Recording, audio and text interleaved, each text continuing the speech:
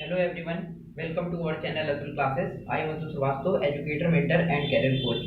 Today, my video is related to economics. So economics में हम लोग डेफिनेशंस पे बात कर रहे हैं। अभी सबसे पहली डेफिनेशन हम लोगों ने बात की है एडम स्मिथ की, उसके बाद मार्शल की। आज की डेट में हम बात करने वाले हैं रॉबिन्स की डेफिनेशन। मैंने आपसे कहा था पिछली क्लास में कि रॉबिन्स की डेफिनेशन सबसे इंपॉर्टेंट है, तो क्लास कोई भी मिस मत करिएगा, सारे वीडियोस को प्रॉपर तरीके से देखिएगा, तभी इकोनॉमिक्स समझ में आएगी। क्योंकि इकोनॉमिक्स एक टेक्निकल सब्जेक्ट है, अगर आप इसको टेक्निकली नहीं समझेंगे, प्रैक्टिकली नहीं समझेंगे, इमेजिन करके नहीं समझेंगे, आपको ये सब्जेक्ट समझ में नहीं आने वाला है। तो दोस्तों सारे वीडियोस बहुत इंपॉर्टेंट हैं और शुरू से लेकर लास्ट तक वीडियोस देखिए और नोट्स मेंटेन करिए प्रॉपर तरीके से, ठीक है। आइए बात करते हैं हम लोग इकोनॉमिक्स के अंदर। अभी तक हम लोगों ने बात किया था, मार्शल तक बात हो गई थी। हमने कहा था रॉबिन्स की डेफिनेशन सबसे इंपॉर्टेंट है। रॉबिन्स ने क्रिटिसाइज किया था मार्शल की डेफिनेशन को और कहा था कि मार्शल ने केवल मटेरियल वेलबींग की बात की, जबकि इमैटेरियल वर्ल्ड को भी इकोनॉमिक्स टच करती है। तो रॉबिन्स की डेफिनेशन में सारी बातें लगभग आ जाती हैं। अब क्या क्या बातें हैं इस पर बात करने वाले हैं, ठीक है। तो चैनल को सब्सक्राइब कर दीजिए और बेल आइकन को प्रेस कर दीजिए ताकि आपको वीडियोस प्रॉपर तरीके से मिलते रहें। अब देखिए बात करते हैं सबसे पहले रॉबिन्स ने क्या बोला है। देखिए रॉबिन्स ने क्रिटिसाइज किया, क्या क्रिटिसाइज किया?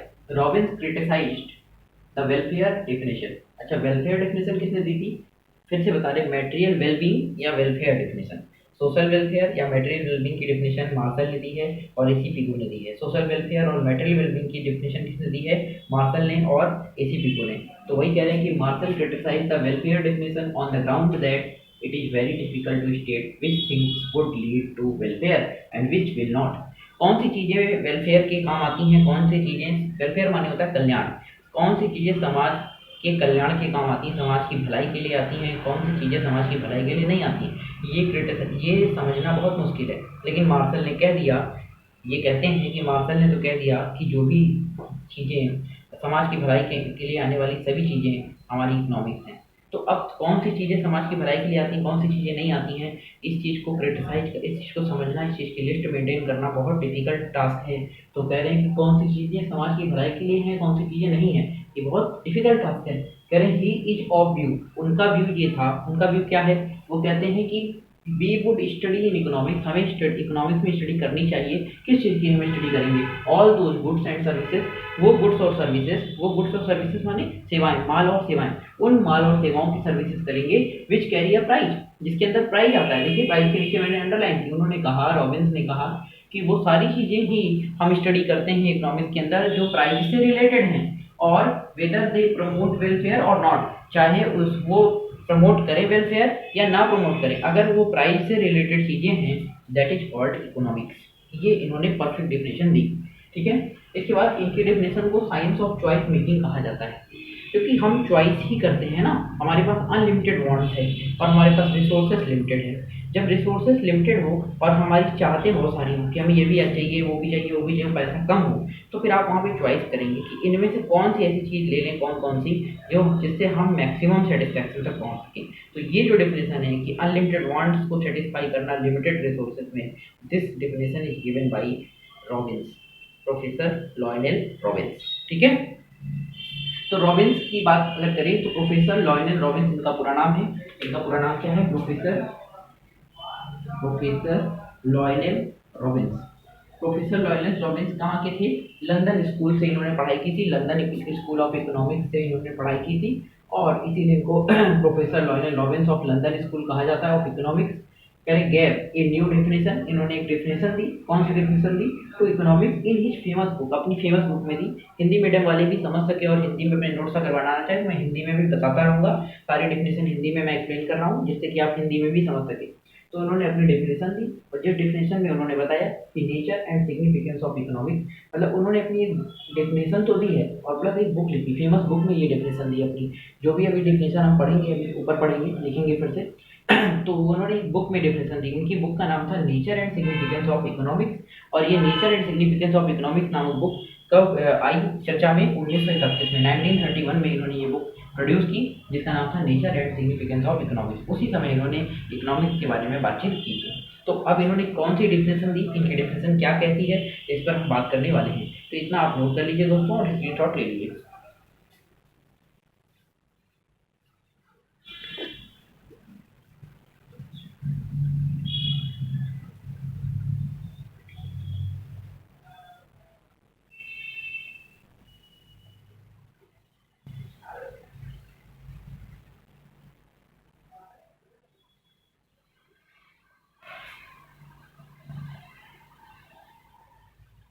देखिए रॉबिन्स क्या कहते हैं।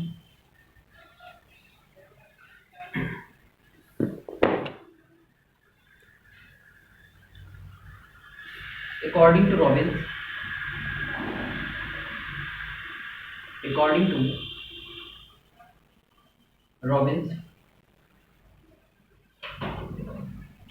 according to Robbins,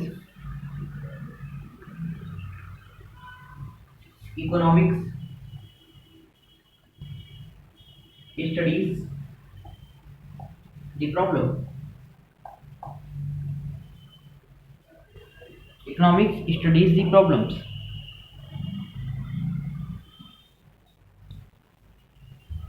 which have arisen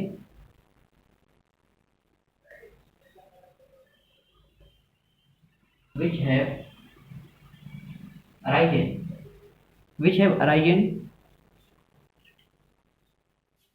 because of scarcity of resources.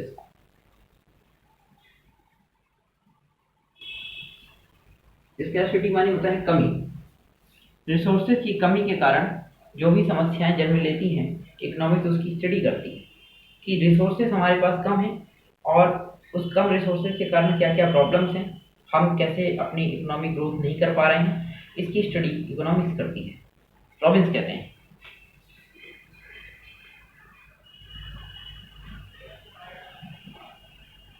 nature has not provided mankind nature has not provided mankind sufficient resources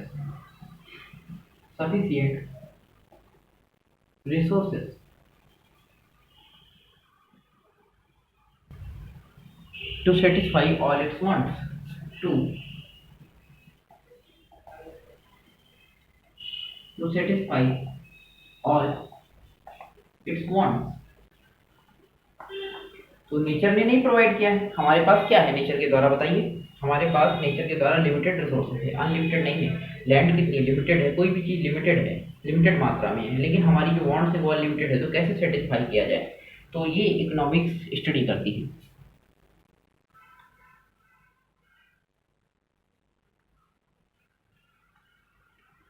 तो रॉबिन्स ने एक साइंटिफिक डेफिनेशन दी, तो आप लिखेंगे यहाँ पर scientific definition of Robins.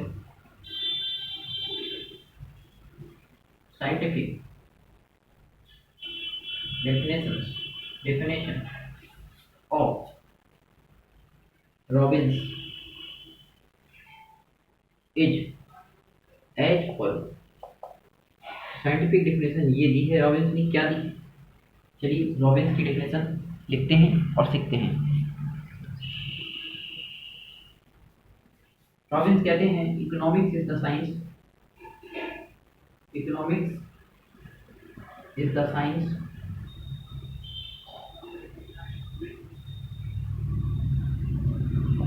which studies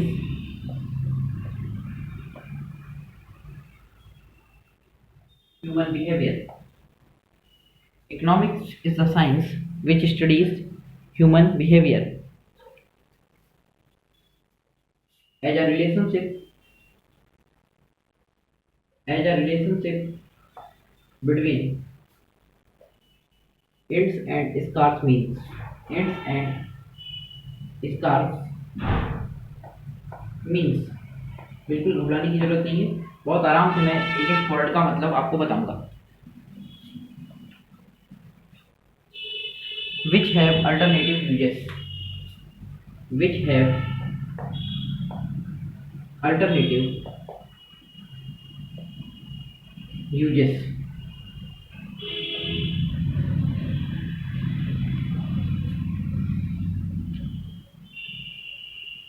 तो पहली बात है इकोनॉमिक्स इज अ साइंस, इसको समझेंगे।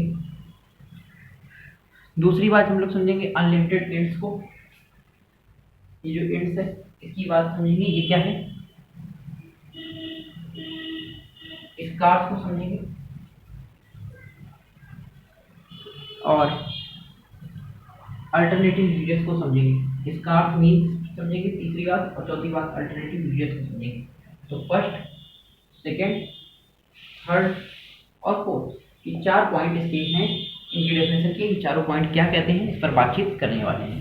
इतना नोट करिए तो फिर इन चारों पॉइंट पे बात करें। इन्होंने कहा इकोनॉमिक क्या है, एक साइंस है। साइंस का मतलब सिस्टमेटिक नॉलेज देती है और स्टडी करती है। Which study? Human behaviour.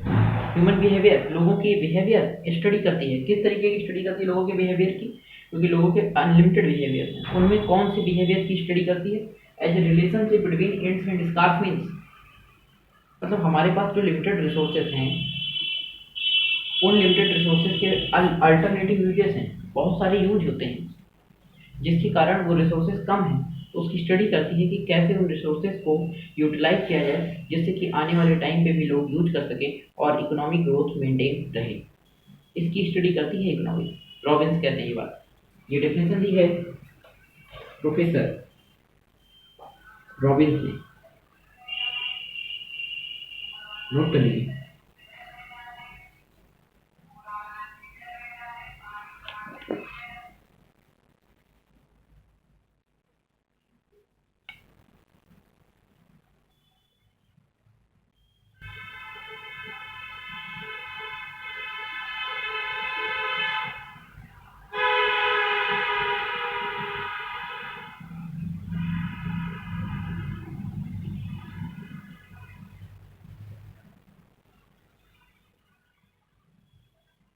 यहाँ तक बात हो गई।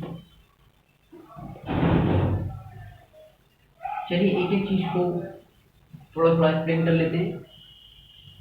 हमें ये बताने की जरूरत नहीं है कि इकोनॉमिक साइंस कैसे है, क्योंकि साइंस हमने आपको पहले बता दिया है। तो इकोनॉमिक्स इज अ साइंस, पहली बात आई है। Economics is a science. हमने आपको बताया साइंस क्या होता है, ए सिस्टमैटिक नॉलेज ऑफ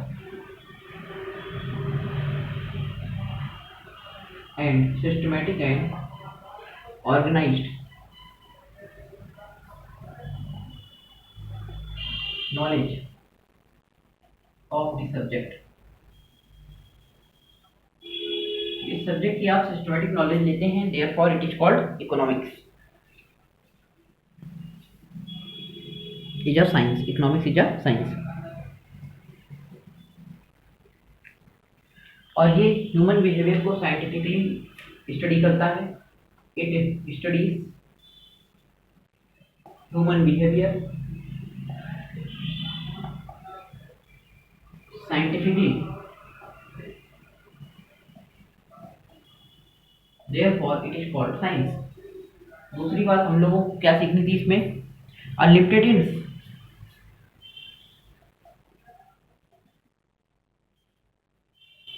दोस्तों इंड्स का क्या मतलब है? इंड्स रिफर टू वन,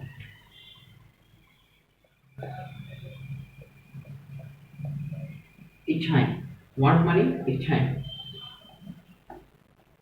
मतलब जो लोगों की इच्छाएं हैं वो अनलिमिटेड है ना? तो अनलिमिटेड इच्छाओं को, थर्ड पॉइंट हमको सीखना था स्कार्स मीन्स।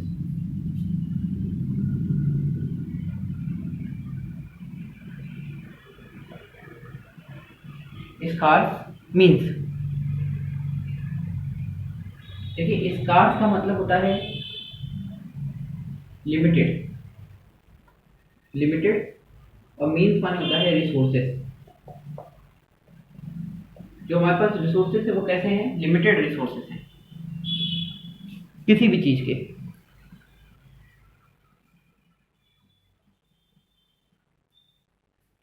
और अल्टरनेटिव यूजेस में क्या समझेंगे आप? Alternative uses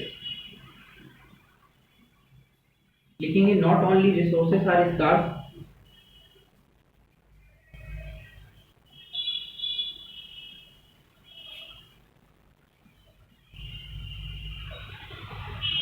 but also they have alternative uses. They have alternative uses.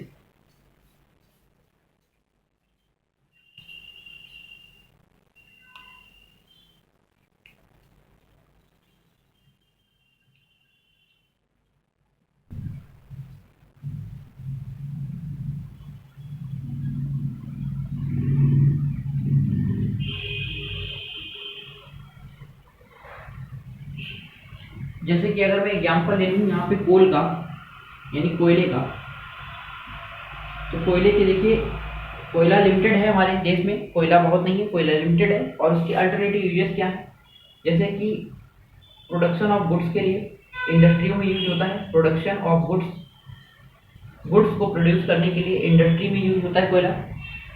Train चलाने के लिए भी यूज होता है, रनिंग ट्रेन देख सकते हैं, रनिंग ट्रेन के लिए। और तीसरा घरों में भी यूज होता है, सर्दियों में आप आग जलाने के लिए यूज करते हैं, और खाना बनाने के लिए यानी कुकिंग के लिए भी कोयले का यूज करते हैं। तो इस तरीके से आपके लिमिटेड रिसोर्सेज हैं और उसकी अनलिमिटेड वांट्स हैं, कैसे उसको सेटिस्फाई किया जाए, कितनी मात्रा में यूज किया जाए ताकि लॉन्ग टर्म तक यूज हो सके और मैक्सिमम सेटिस्फैक्शन कोई भी रिसोर्सेज लिमिटेड रिसोर्सेज दे सके और हमारी अनलिमिटेड वांट्स को सेटिस्फाई कर सके। इसकी स्टडी इकोनॉमिक्स करती है, इकोनॉमिक्स यही स्टडी करती है कि कैसे किया जाए।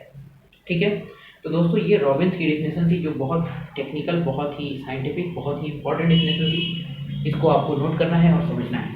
नेक्स्ट वीडियो में हम लोग कुछ डेफिनेशन और सीखेंगे और उसके बाद इंट्रोडक्शन की क्लास में ही आगे चलेंगे। चैप्टर नंबर 1 चल रहा है आपका इकोनॉमिक्स, तो यहीं तक आज रखते हैं। इसके बाद की क्लास नेक्स्ट टाइम पे, तो चैनल को सब्सक्राइब कर लीजिए और दोस्तों तक शेयर कर दीजिए जो लोग इकोनॉमिक्स सीखना चाहते हैं या पढ़ना चाहते हैं। 11th में हैं आप, 12th में हैं, सीए फाउंडेशन का कोर्स कर रहे हैं या फिर बीए का कोर्स कर रहे हैं, कोई भी कोर्स कर रहे हैं, और अगर आपके सब्जेक्ट में इकोनॉमिक्स है, गवर्नमेंट जॉब की तैयारी कर रहे हैं उसमें भी इकोनॉमिक्स आती है, तो आप इनसे इकोनॉमिक्स बिल्कुल सिस्टमेटिक वे से सीख सकते हैं। तो दोस्तों आज के लिए इतना ही, फिर मिलेंगे नेक्स्ट वीडियो में, तब तक के लिए जय हिंद, नमस्कार, थैंक यू।